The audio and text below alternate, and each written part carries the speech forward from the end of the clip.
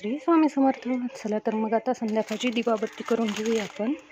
धूप दीप अगरबत्ती कापूर. सकाळी देवाला वाहिलेली फुलं सुकून गेली आहेत. दिवस गेला. श्री स्वामी समर्थ. आणि आपण व्हिडिओ आता करणार आहोत आपण स्वयंपाक. तर पहिली देवाची पूजा. श्री स्वामी समर्थ. श्री स्वामी समर्थ. आज मी मुगाच्या डाळीची बेसन रेसिपी दाखवणार आहे. चला तर मग पाहूया. आपण घेणार आहोत गरम गरम अशा ज्वारीच्या भाकरी अगोदर बनवून आणि त्यानंतर बनवणार आहोत मुगाच्या डाळीचं भिजवून मुगाच्या डाळीचं बेसन. आमच्याकडे बेसन म्हणतात, पिठलं म्हणतात, तुमच्याकडे काय काय म्हणतात माहीत नाही. रेसिपी आवडल्यास नक्की लाईक करा. हे घेते मी पाणी गरम करून बेसनसाठी. इकडे हिरवी मिरची, लसूण, कढीपत्ता, कोथिंबीर आणि हा फोडणीसाठी लसूण, मूग डाळ हे वाटून घ्यायचे. तर मी दाखवते वाटल्यानंतर हे. आता मी हे वाटून घेणार आहे. त्यात जिरे, लसूण, डाळ आणि हिरवी मिरची.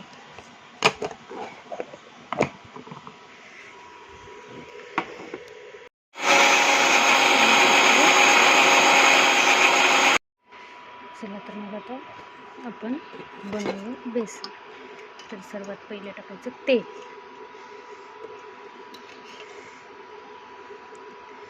झालं तेल टाकून.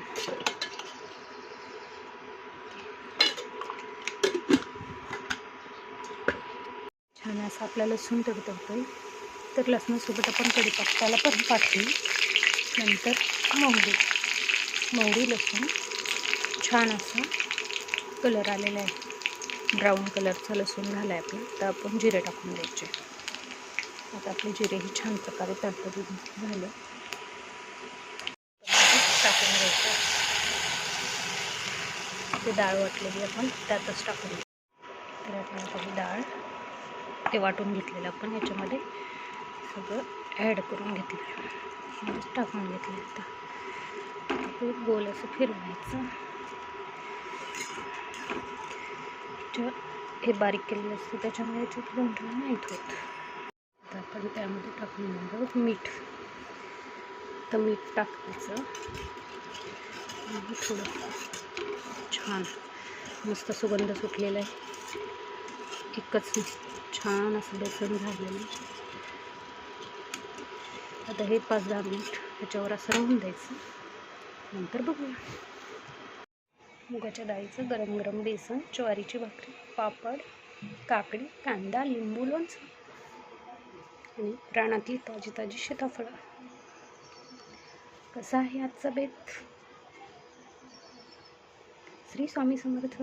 भेटूया नेक्स्ट दुसऱ्या व्हिडिओमध्ये असंच काहीतरी घेऊन. तोपर्यंत बाय बाय.